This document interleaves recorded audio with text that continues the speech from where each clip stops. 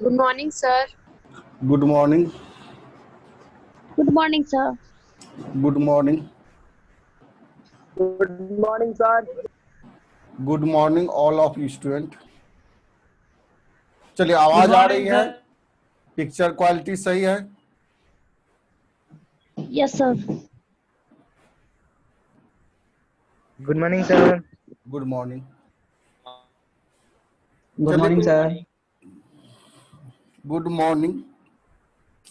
Good morning. Good morning.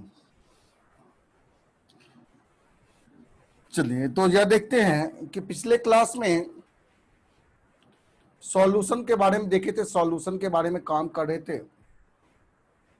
जिसमें graph के बारे में देखे थे, आपका फ्रीजिंग पॉइंट का और बॉइलिंग पॉइंट का ग्राफ, आपका बॉइलिंग पॉइंट और फ्रीजिंग पॉइंट का ग्राफ के बारे में चर्चा कर रहे थे। उसी समय आप कहे कि सर वीडियो का क्वालिटी सही नहीं है, जिसके कारण से वाइब्रेट हो रहा है या फिर रुक रुक के आ रहा है। देखो जी, बहुत सारे स्टूडेंट, हमको लगता है क्या कि 50 से 60% स्टूडेंट जो है वो एस्केसिंग केमिस्ट्री क्लास का ऐप डाउनलोड भी किए हैं और अपना स्टूडेंट जो भी है 99 रुपीज दे के अपना वो ग्रुप में ऐड भी हो चुके हैं। और इस सप्ताह भर इंतजार करेंगे, वो सारे स्टूडेंट को भी मैसेज दे रहे हैं कि देखो जी ग्रुप में अभी ऐड किए हैं सर, कुछ नहीं दिखाई दे रहा है। तो अगले सप्ताह से, क्योंकि आप आगे आ जाइएगा, पीछे कुछ स्टूडेंट है जो बाद में लेगा तो वो पीछे हो जाएगा, फिर दोनों स्टूडेंट को एक साथ वर्क करना मुश्किल हो जाता है। इसलिए इस सप्ताह भर सारे स्टूडेंट को समय दे रहे हैं। सोमवार से जो है आपका लाइव क्लास चलेगा, उसी ऐप के माध्यम से लाइव क्लास स्टार्ट होगा सोमवार को, 12th का भी, और साथ ही साथ फाउंडेशन बैच का भी लाइव क्लास उसी से आपका वर्किंग किया जाएगा और उसमें वर्क करेंगे। उसमें ढेर सारी बातें बताएंगे, कैसे कैसे क्या काम करना है, ठीक है। और जो भी आप एक्सपेक्टेशन कीजिएगा, जो भी आप डिमांड कीजिएगा, उस हिसाब से आपका काम किया जाएगा। पिछले क्लास में डिस्कस कर रहे थे कि देखो जी आपका नई शिक्षा जो पद्धति आई है, जो आपका चेंज किया गया है, शिक्षा का जो पैटर्न चेंज किया गया है। पहले 10+2 था, 10 का एग्जाम देना था, फिर +2 का एग्जाम देना था, तब आपका ग्रेजुएशन या फिर बैचलर का डिग्री लेते थे। अब उसको पिछले क्लास में चर्चा भी किए थे कि 3 कैटेगरी में, 4 कैटेगरी में बांटा गया है, 5, 3, 3, 4 के पैटर्न में रखा गया। 5, 3, 3, 4 के पैटर्न में रखा गया। 4 का जो पैटर्न है वो 9th से लेके 12th तक का काम किया जाएगा, जो कि 2021 और 22 में वो आपका लागू हो जाएगा। तो उसमें आपका अब जो है सेमेस्टर वाइज, इसलिए इस बार जो भी स्टूडेंट हैं, 12th के स्टूडेंट हैं, थोड़ा कॉन्शियस हो जाइए। और इस बार जो है आप अगर थोड़ा सा ईमानदारी से काम नहीं कीजिएगा तो फिर अगले साल पैटर्न चेंज होगा, उस हिसाब से आपको काम करना पड़ेगा। हो सकता है सिलेबस के साथ भी कुछ छेड़खानी करे, कुछ आपका पैटर्न को चेंज करे, सिलेबस को भी कुछ एडिशनल करे, कुछ रिड्यूस भी कर सकता है। जब सारा कुछ सिस्टम चेंज हो रहा है तो हो सकता है सिलेबस भी आपका कुछ ना कुछ चेंजिंग करे। इसलिए इस बार थोड़ा कॉन्शियस होके, खासकर जो भी 12th वाले स्टूडेंट है, तो थोड़ा कॉन्शियस होके आप भी कॉन्शियस होइए और अपने इर्द गिर्द जो भी स्टूडेंट है, सारे स्टूडेंट को कह दीजिए कॉन्शियस रहने के लिए। क्योंकि कोरोना के कारण ठीक है पढ़ाई अवरोध हुआ, लेकिन देखिएगा कि एग्जाम तो होगा ही। ऐसा तो है कि एग्जाम आपका खत्म हो जाएगा, एग्जाम होगा ही, एग्जाम होगा, ठीक है। 2021 में, 2021 तक में सब कुछ जो है नॉर्मल हो जाएगा, क्योंकि जैसे वैक्सीन आ जाएगा। अभी भी देख रहे हैं कि बहुत सारे जो जहां पे कोरोना का, जैसे मुंबई हो गया, आपका दिल्ली हो गया, जहां पे हॉट स्पॉट था कोरोना का, वहां पे देखते हैं कि शरीर में एंटीबॉडी खुद ब खुद बॉडी में डेवलप कर रहा है कोरोना को फाइट करने के लिए। तो वो होता ही है कि शुरुआत में बीमारी के लिए जो है एंटीबॉडी का प्रोडक्शन शरीर नहीं कर पाता, लेकिन धीरे धीरे धीरे धीरे वो एडेप्ट हो जाता है और उस तरह से वो एंटीबॉडी बनाना स्टार्ट करता है। तो मुंबई में तो देखा गया, सर्वे किया गया कि 40% के शरीर में जो है कोरोना का खुद ब खुद एंटीबॉडी बनना स्टार्ट हो गया। इसका मतलब बिहार में भी होगा, बिहार में भी सर्वे नहीं किया गया। बहुत सारे स्टूडेंट को सर्दी खांसी जुकाम हो रहा है, बुखार हो रहा है, सोचा नॉर्मल फीवर है। हो सकता है कोरोना का ही हो, टेस्ट हम नहीं कराए हैं और फिर से रिकवरी हो गया हो, क्योंकि इम्यूनिटी सिस्टम आपका स्ट्रांग है तो उसको आप पराजित कर सकते हैं। ठीक है, तो इसलिए थोड़ा सा कॉन्शियस होके काम कीजिए और सर की बात को थोड़ा सा ध्यान से वर्क करो जी, मानो हमारी बात को, नहीं तो फिर अगले साल अटकोगे, फिर मुश्किल हो जाएगा। क्या सिलेबस चेंज होगा, क्या होगा, कहना मुश्किल है। चलिए तो स्टार्ट करते हैं। सॉल्यूशन के बारे में काम कर रहे थे, सॉल्यूशन का एक बार फिर से देख लेते हैं। आपका ग्राफ ऑफ बॉइलिंग पॉइंट,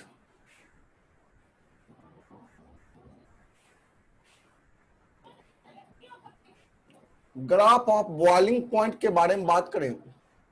पहला बॉइलिंग पॉइंट का ग्राफ अगर देखते हैं तो बॉइलिंग पॉइंट के लिए एक ही बात कह कि बॉइलिंग पॉइंट अगर कहीं पे है तो वहां vapour pressure of liquid, liquid का वेपर प्रेशर जो होगा वो 1 atm होगा। बॉइलिंग पॉइंट वैसा टेम्परेचर है जहां पे लिक्विड का वेपर प्रेशर क्या होता है, 1 atm होता है। चलिए, तो वेपर प्रेशर 1 atm है। ग्राफ देखेंगे, बहुत ज्यादा कॉम्प्लिकेटेड ग्राफ है नहीं, सिंपल ग्राफ है। थोड़ा सा ध्यान से देखोगे तो पूरी तरह समझ में आ जाएगा क्या ग्राफ है। वाई एक्सिस पे हम वेपर प्रेशर को रखते हैं और एक्स एक्सिस पे हम टेम्परेचर को जिक्र करते हैं, टेम्परेचर के बारे में काम करते हैं। अब चलिए यहां पे मान लेते हैं कोई ऐसा पॉइंट जहां पे वेपर प्रेशर का मान 1 atm, ये पॉइंट है जहां पे वेपर प्रेशर 1 atm। अपने मन से मान लिए, इसका मतलब यहाँ 0 है, धीरे धीरे इंक्रीज करेगा और यहाँ पे वेपर प्रेशर 1 atm होगा।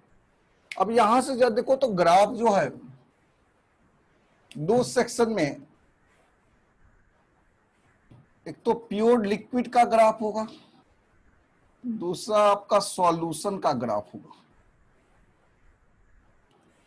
चलिए जब देखो तो ये ग्राफ आपका, इस पॉइंट के बारे में अगर चर्चा करें, इस पॉइंट पे वेपर प्रेशर का मान 1 atm, इस पॉइंट पे वेपर प्रेशर का मान 1 atm, और जिस पॉइंट पे वेपर प्रेशर का मान 1 atm होता है वो पॉइंट तो हमारा बॉइलिंग पॉइंट है। इसका मतलब ये भी हमारा बॉइलिंग पॉइंट है और ये भी हमारा क्या है, बॉइलिंग पॉइंट है।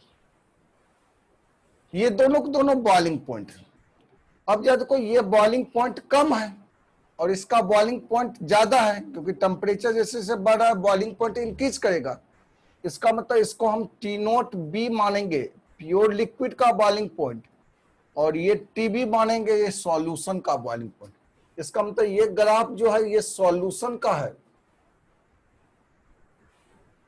जिसमें लिक्विड में नॉन वोलेटाइल सॉल्यूट मिला है, और ये ग्राफ जो है प्योर लिक्विड का।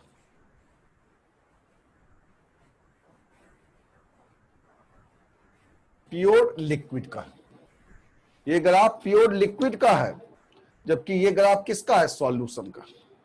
तो जब देखो तो यही आपका बॉइलिंग पॉइंट के बारे में चर्चा की, ये आपका boiling point.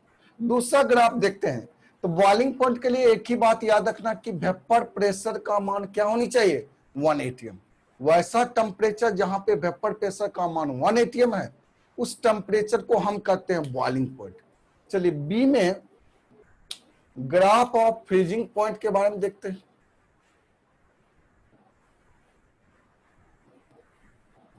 Graph of freezing point, और फ्रीजिंग पॉइंट के लिए बताए थे कि इक्विलिब्रियम होता है किसमें किसमें, तो कहते हैं सॉलिड सॉल्वेंट।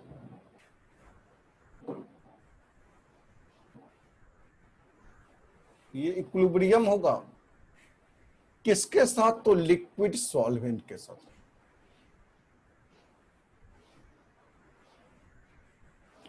सॉलिड सॉल्वेंट और लिक्विड सॉल्वेंट के बीच में क्या होगा, इक्विलिब्रियम स्टेज आएगा। चलिए सॉलिड सॉल्वेंट और लिक्विड सॉल्वेंट के बीच में अगर इक्विलिब्रियम स्टेज आता है, इसका मतलब क्या कि यहां पे अगर फ्रीजिंग पॉइंट है उसमें दो फेज अलग अलग है, सॉलिड और लिक्विड अलग अलग फेज है। सॉलिड और लिक्विड, इसी के बीच में इक्विलिब्रियम स्टेट आता है। चलिए, तो अब ग्राफ के बारे में जब देखो तो ध्यान से फ्रीजिंग पॉइंट के ग्राफ को थोड़ा समझना है। चलिए, ये मान लेते हैं यहां पे वेपर प्रेशर है और ये टेम्परेचर, इसी के बीच का ग्राफ खींचेंगे। अब जरा देखो तो ग्राफ में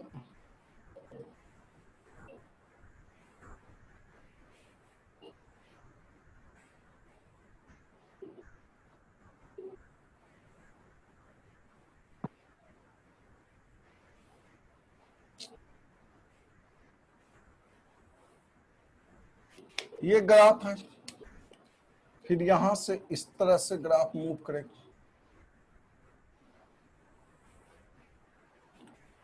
ध्यान से देखो, ये पॉइंट और ये पॉइंट, जहां पे ग्राफ दो पार्ट में डिवीजन हो रहा है। इससे पहले ये स्ट्रेट लाइन है, स्ट्रेट लाइन है, ऑरिजिन से पास कर रहा है, और ये ग्राफ क्या होगा, कर्व का ग्राफ। इसका मतलब यहां दो टाइप का ग्राफ है, स्ट्रेट लाइन और कर्व का ग्राफ है। यहां जो कर्व का ग्राफ दिखा देते थे, ये तो लिक्विड का ग्राफ था, या तो प्योर लिक्विड या सॉल्यूशन यानी लिक्विड फेज का ग्राफ कर्व होता है, जबकि सॉलिड फेज का ग्राफ क्या होता है, स्ट्रेट लाइन होता है। इसका मतलब कि ये यहां इस पॉइंट से ग्राफ दो पार्ट में डिवीजन कर रहा है, और इस पॉइंट से भी ग्राफ दो पार्ट में डिवीजन कर रहा है। तो ये कहेंगे टी नॉट एफ हो जाएगा और ये टी एफ हो जाएगा। एक होगा टी नॉट एफ और दूसरा क्या होगा, टी एफ। चलिए, इस ग्राफ को और बेहतर समझने के लिए इसमें इंडिकेशन करते, इसका मतलब ये हमारा प्योर लिक्विड का ग्राफ हो गया, प्योर लिक्विड,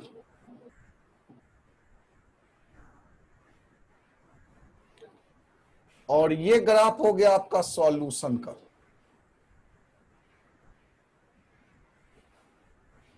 चलिए, इसी दोनों के बीच जो आएगा ये हमारा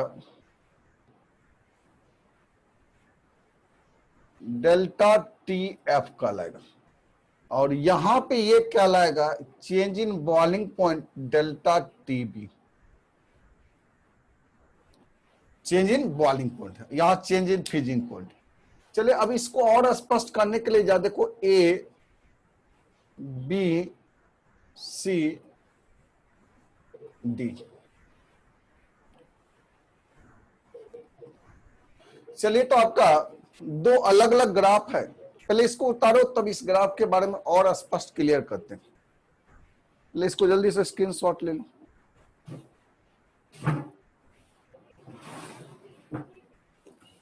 हो गया सर। हो गया सर। Yes sir. चलिए, तो फ्रीजिंग पॉइंट का ग्राफ आपका, चलिए इसको मिटाएं। क्यों बनाया सर, टेम्परेचर बढ़ेगा तो वेपर प्रेशर भी तो बढ़ेगा। हाँ, टेम्परेचर बढ़ेगा तो वेपर प्रेशर भी बढ़ेगा। ठीक है, तो कहाँ वेपर प्रेशर, टेम्परेचर बढ़ने से वेपर प्रेशर घट रहा है, जरा बताओ तो। घट नहीं रहा है सर, मतलब टेम्परेचर बढ़ेगा तो वेपर प्रेशर भी बढ़ेगा ना। हाँ, बढ़ेगा, क्योंकि टेम्परेचर कर्व डायरेक्टली प्रोपोर्शनल होता है वेपर प्रेशर। कर्व बना दिए हैं सर।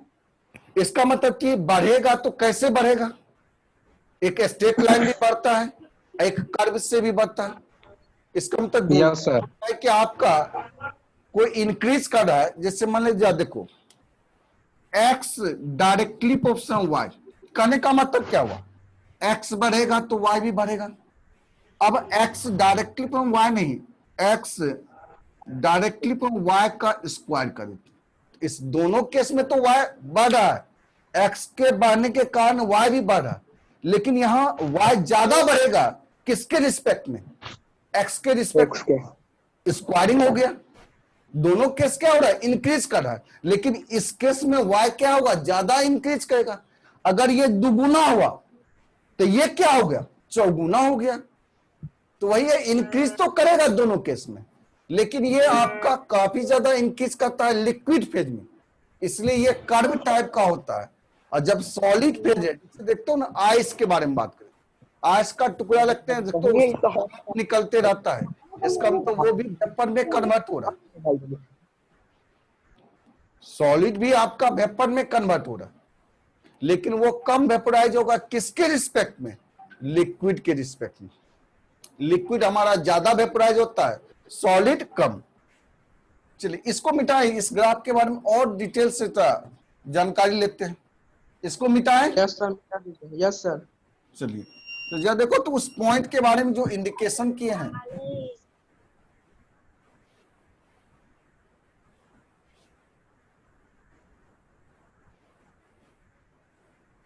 इसमें पहला देख लेते हैं,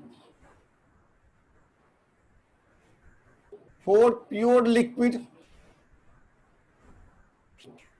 प्योर लिक्विड करने का मतलब इस ग्राफ के बारे में बात करें। इस ग्राफ में ए बी, ये हमारा लिक्विड फेज है। लिक्विड फेज का ग्राफ है। बी पॉइंट जो है ये हमारा इक्विलिब्रियम स्टेज है,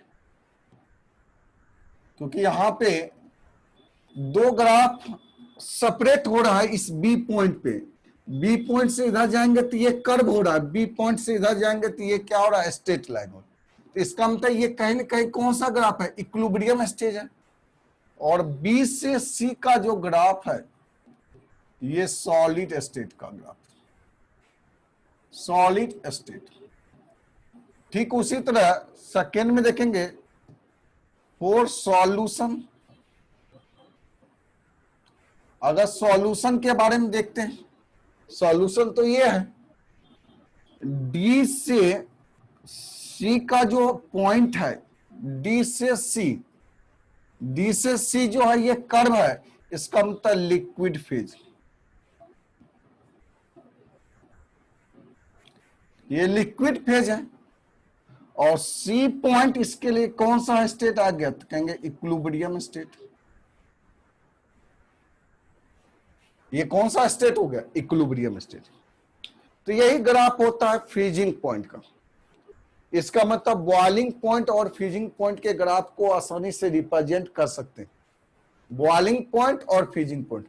अब इसी को एक साथ अगर कोइंसाइड करेंगे, या देखो थोड़ा सा इसको मिटाए। चलिए सी नंबर में, मिटा दीजिए सर। हाँ।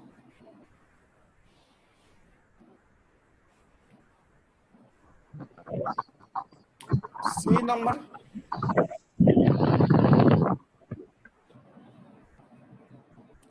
Boiling point and freezing point.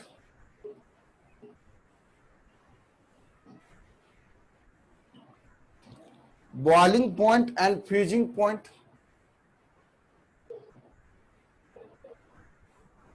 चलिए बॉइलिंग पॉइंट और फ्रीजिंग पॉइंट दोनों के एक साथ।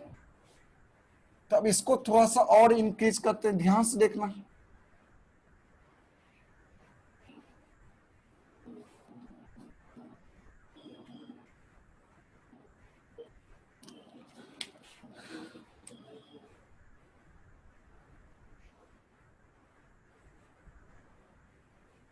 यहां पे मान लेते हैं वेपर प्रेशर 1 atm, यहां पे वेपर प्रेशर 1 atm। अब इस ग्राफ को गुजारेंगे,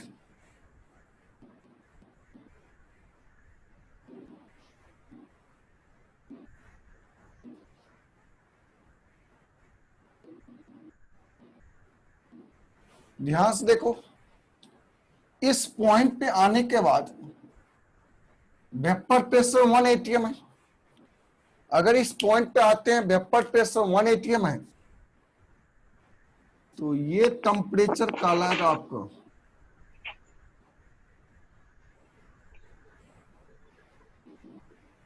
बॉइलिंग पॉइंट।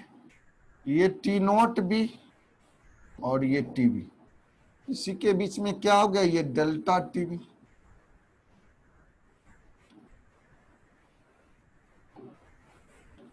समझे हमारी बात को? बॉइलिंग पॉइंट और फ्रीजिंग पॉइंट को दोनों को एक साथ रिप्रेजेंट किया। थोड़ा सा इसको और कर्व बना सकते हैं।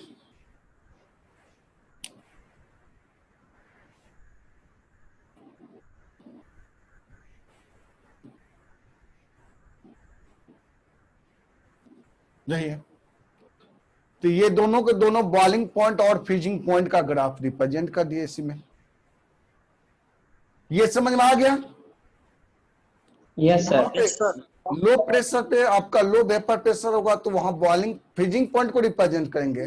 वेपर प्रेशर अगर 1 atm हो जाएगा, यहाँ पे दोनों टच कर रहा है तो ये कौन सा पॉइंट हो गया? Boiling point. चलिए जल्दी से इसको स्क्रीनशॉट ले लो।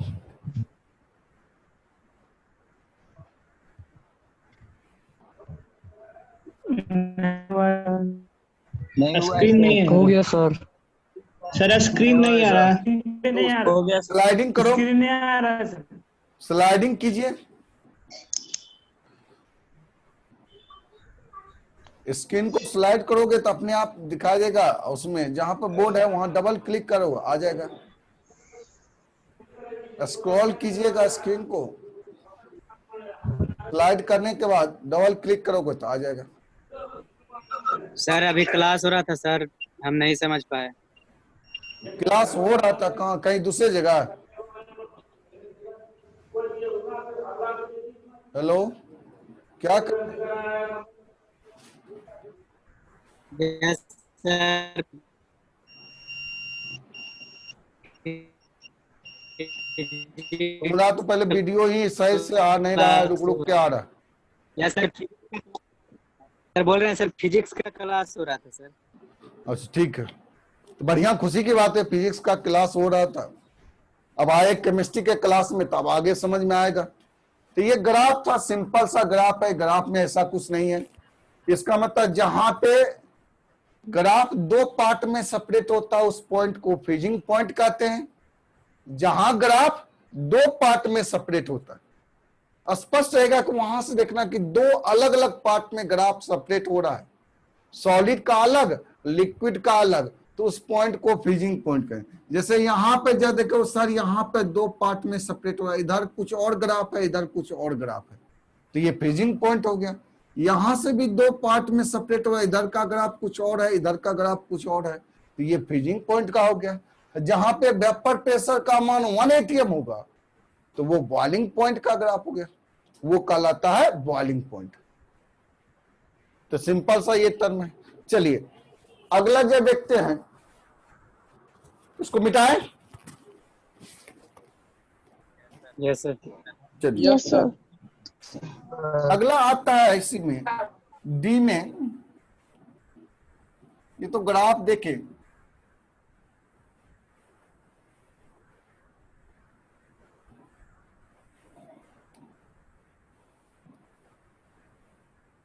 वाटर के बारे में बात करेंगे।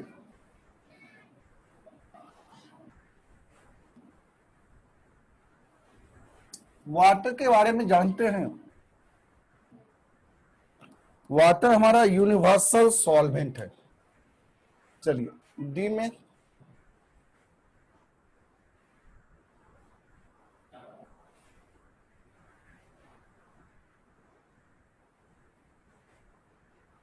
कट रहा है सर। वाटर सॉल्वेंट के बारे में बात करें तो वाटर यूनिवर्सल सॉल्वेंट होता है।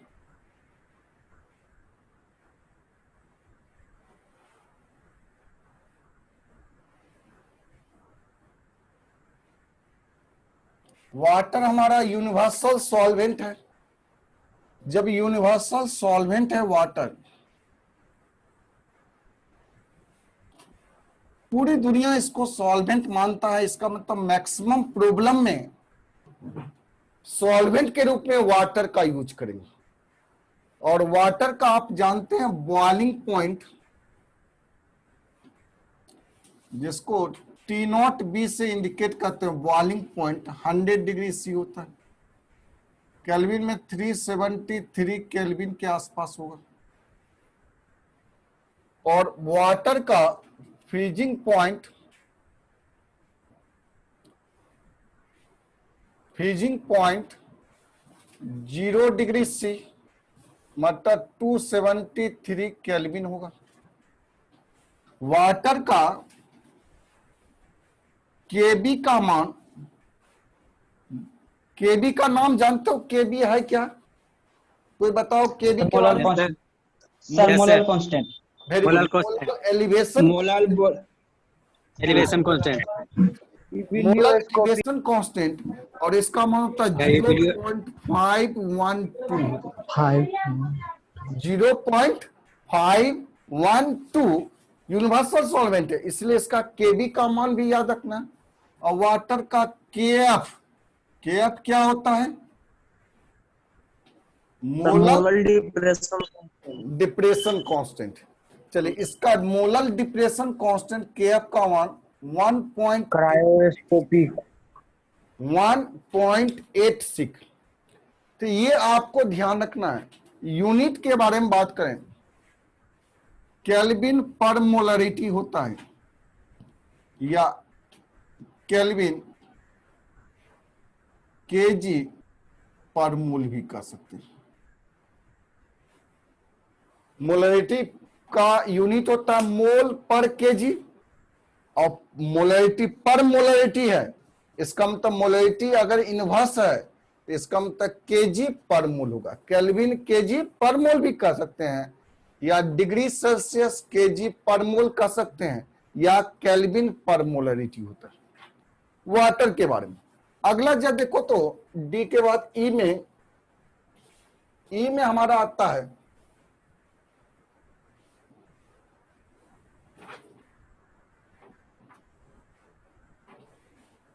Anti freezer. इथिलीन ग्लाइकोल के बारे में बात करें, इथिलीन ग्लाइकोल, इथिलीन ग्लाइकोल के बारे में अगर बात करें,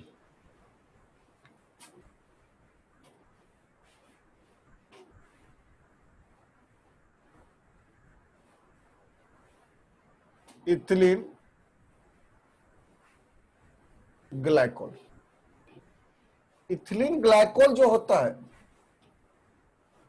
जिसका फार्मूला होता है, इथिलीन ग्लाइकोल का पहले फार्मूला हम देखेंगे।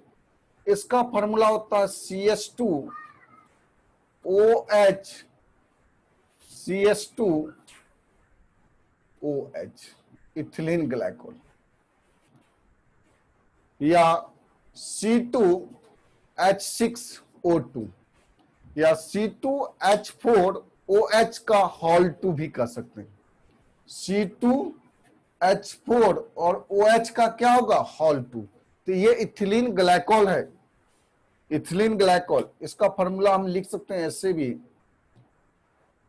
C2H4OH का होल 2, ये इथिलीन ग्लाइकोल। इथिलीन ग्लाइकोल जो होता है ये आपका एंटी फ्रीजर होता है।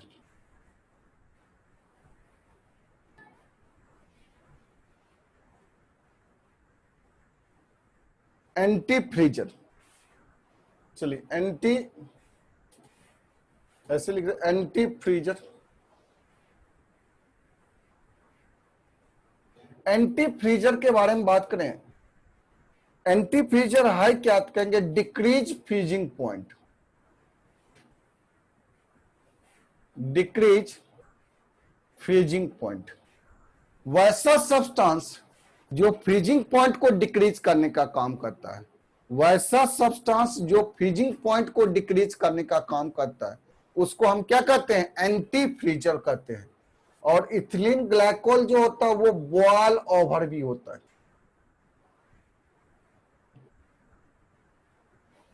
बॉयल ओवर, बॉयल ओवर करने का मतलब बॉइलिंग पॉइंट इंक्रीजेस।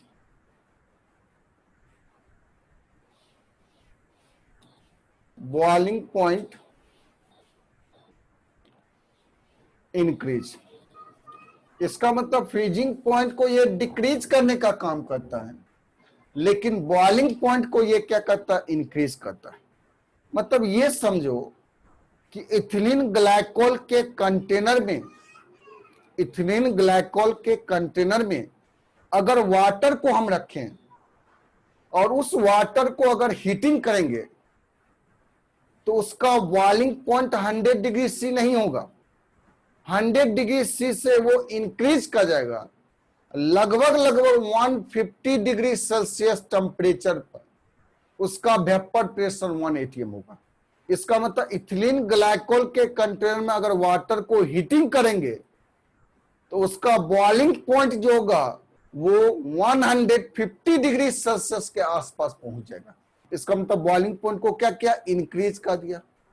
अगर इथिलीन ग्लाइकोल के कंटेनर में वाटर को हम रखें और उसको फ्रीजिंग कर रहे हैं, फ्रीज कर रहे हैं, तो वो 0 डिग्री सी पे वो आइस में कन्वर्ट नहीं होगा, माइनस लगभग 22 डिग्री सेल्सियस के आसपास जाएगा, -22 डिग्री सेल्सियस टेम्परेचर पे जाके वो फ्रीज होना स्टार्ट होगा। इसका मतलब फ्रीजिंग पॉइंट को ये क्या कर दिया, डिक्रीज कर दिया। यानी इथिलीन ग्लाइकोल सब्सटेंस का काम होता है बॉइलिंग पॉइंट को इंक्रीज करना और फ्रीजिंग पॉइंट को क्या करना है, डिक्रीज करने का काम। अब इथिलीन ग्लाइकोल का यूज करते हैं, यूज इन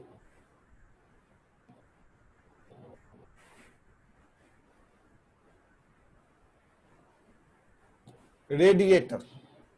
रेडिएटर का नाम सुने हो, रेडिएटर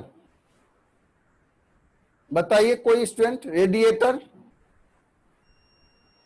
नहीं सर। कार में होता है शायद। कहां पे होता है? कार कार हाँ वेरी कार गुड, में। कार में सर में रेडिएटर। छोड़ो कार यस के सर, बारे कार में, में होता है। कार तो सबके पास होगा यस नहीं। रेडिएटर देखिएगा कि आप यानी सर, तेल को जनरेटर रोकता को है। देखे होंगे जहां से इलेक्ट्रिसिटी का प्रोडक्शन होता है। अक्सर देखिएगा कि कोई भी फंक्शन होता है उसमें जनरेटर आपका आता है। जनरेटर एक जालीनुमा साइड से एक कंटेनर होता है, वो जालीनुमा कंटेनर होता है, वो रेडिएटर जिसमें वाटर हम रखते हैं, जिसमें वाटर स्टोर किया जाता है, वही है आपका जनरेटर के बगल में देखिएगा जिसमें पानी आप डालते हैं, तो वो रेडिएटर है। उसका काम है मशीन को कूलिंग करने का काम करते, ठीक है। अगर रेडिएटर नहीं है, देखिएगा पंपिंग सेट को देखे होंगे, बोरिंग के बारे में तो गांव समय देखा ही होगा, वहां रेडिएटर नहीं होता। Yes sir. तो जब वहां रेडिएटर नहीं होता तो बोरिंग में क्या होता है, 2 पाइप, एक बड़ा सा पाइप से पानी निकलता है, एक छोटा पाइप से पानी निकलता है। देखिएगा छोटा पाइप जो प्लास्टिक का पाइप से पानी निकलता है उसमें गर्म पानी निकलता है। देखो बोरिंग में स्नान किए हो कि नहीं? Yes sir. Yes sir. Yes sir. उसमें देखो सर बड़ा सा पाइप होता है, उससे आपका कोल्ड वाटर निकलता है, जबकि छोटा पाइप जो होता है तो वो मशीन से पानी को रेगुलेट करके, उसमें रेडिएटर नहीं आता, वो डायरेक्ट पानी इंटर करता है और मशीन को कूलिंग करके फिर मशीन से बाहर निकलता है। तो वो आपका विदाउट रेडिएटर है तो उसमें कंटिन्यूअस। या फिर देखिएगा हौद में देखिए पानी स्टोर करेगा, एक पाइप लगा रहेगा, दूसरा पाइप फिर से पंपिंग सेट सब चलता है। या Yes, फिर sir. देखिएगा गांव सब में जो आटा चक्की सबका था, यस सर, आटा चक्की। बड़ा सा हौद लगता था या फिर नाद यूज करता था। तो रेडिएटर मोबाइल में भी होता है, रेडिएटर मोबाइल में भी रेडिएटर का काम होता है कूलिंग करना। देखते हो क्या कर, आपका मशीन बहुत समय तक चल रहा है, डिवाइस आपका वर्क कर रहा है, तो वार्मिंग होना स्टार्ट होता है, हीटिंग होना स्टार्ट होता है, तो उसको कूलिंग करने का काम करता है कौन सा, रेडिएटर। यही इथिलीन ग्लाइकोल का बना होता है रेडिएटर। इसका काम है मशीन को ठंडा करना। अगर मशीन ठंडा नहीं होगा तो इंजन बाद में जाकर सीज हो जाएगा, ज्यादा वर्क करेगा, वो गर्म होते रहेगा तो वो सीज करेगा।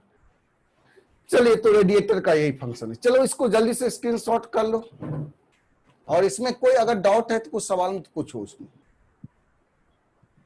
हो गया सर। हो गया सर। हो गया? चलिए, तो ये तो आपका था बॉइलिंग पॉइंट और फ्रीजिंग पॉइंट के बारे में अकॉर्डिंग काम किए थे। इसी पे कुछ क्वेश्चन जरा देखते हैं आपका। देखिए तो क्वेश्चन व्हाट्सएप पे भेजे थे, उसका स्टोरी।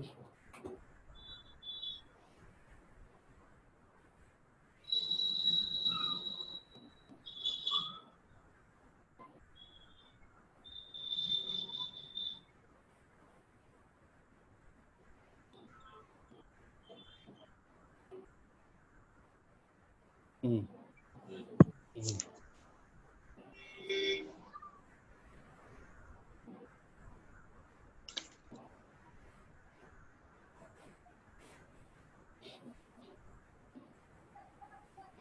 लॉकडाउन फिर बढ़ गया 16 तारीख तक बिहार में। Yes sir. सर पता है। रक्षाबंधन में छुट्टी रहेगा। हाँ, रक्षाबंधन में छुट्टी। रक्षाबंधन में छुट्टी, ये भी करना बहुत अच्छी बात है सर। छुट्टी है।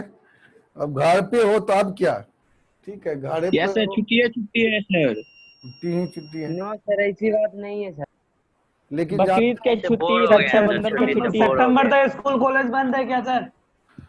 देखो अक्टूबर में खुलना चाहिए। अब तो धीरे धीरे आपको दिखेगा कि केंद्र सरकार तो कह रहा है कि जिम खोलिए, सोशल डिस्टेंस रख के अपना जिम को भी खोल सकते हैं, तो जिम को भी खोलने की आजादी दे दिया गया है। अब स्कूल और सिनेमा हॉल बचा हुआ है, लास्ट यही 2 गो बचा हुआ है जो कि अभी अनलॉक है। सर सीनियर का खोल देना चाहिए था। सब कुछ खोलना तो चाहिए था, लेकिन अब यस सर, सही बात। कह रहे हैं ना कि बार बार कह रहे हैं कि अभी बहुत सारे आदमी जो है इसको इग्नोर कर रहे हैं। जब जिसके घर में होता है उसको पता है कोरोना का क्या इफेक्ट है, कि एक आदमी तो चला गया लेकिन उसके साथ साथ पूरे फैमिली को वो आपका जबरदस्त इफेक्ट पहुंचाता है। चलिए कुछ सवाल देख लेते हैं आपका। मोलैरिटी, सॉरी, आपका फ्रीजिंग पॉइंट और बॉइलिंग पॉइंट का। उसके बाद अगला चैप्टर की ओर मूव करते हैं। चलिए पहला क्वेश्चन, जल्दी से इसको स्क्रीनशॉट ले लेना।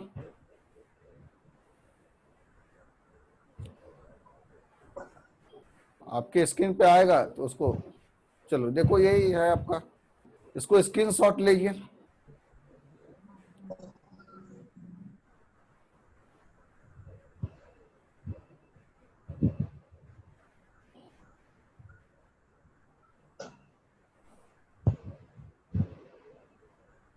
हो गया स्क्रीनशॉट? Yes sir. चलिए, तो बहुत सारे स्टूडेंट तो उसको अपना अपना डिजाइन करना स्टार्ट कर दिए हैं। डिजाइन करने में ही उसको मजा है। हाँ, दूसरा क्वेश्चन,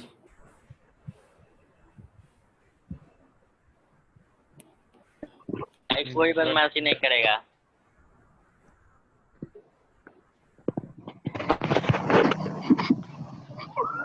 बदमाशी करने लगता है।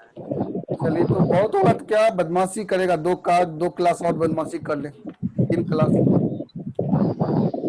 सर ये वाला नहीं दूसरा हुआ वाला सर क्लियर। सर 24 नंबर नहीं उतारे हैं सर।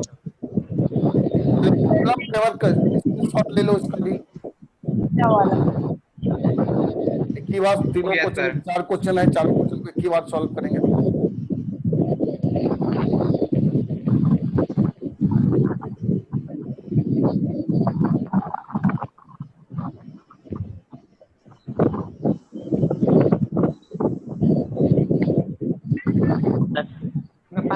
सर अनम्यूट कीजिए सर, बहुत आवाज आ रहा है।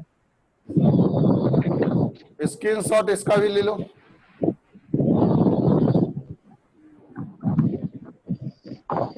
चलो सर इसके पीछे वाला छूट गया सर। व्हाट्सएप पे भेज देंगे।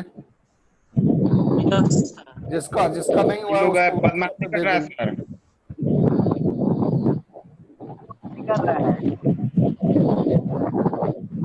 पूरा अच्छे छाछ कर रहा है। देंगे। उसी की बात है, उसको उसी में मजा आ रहा है। ये मजा। बचपना है बच।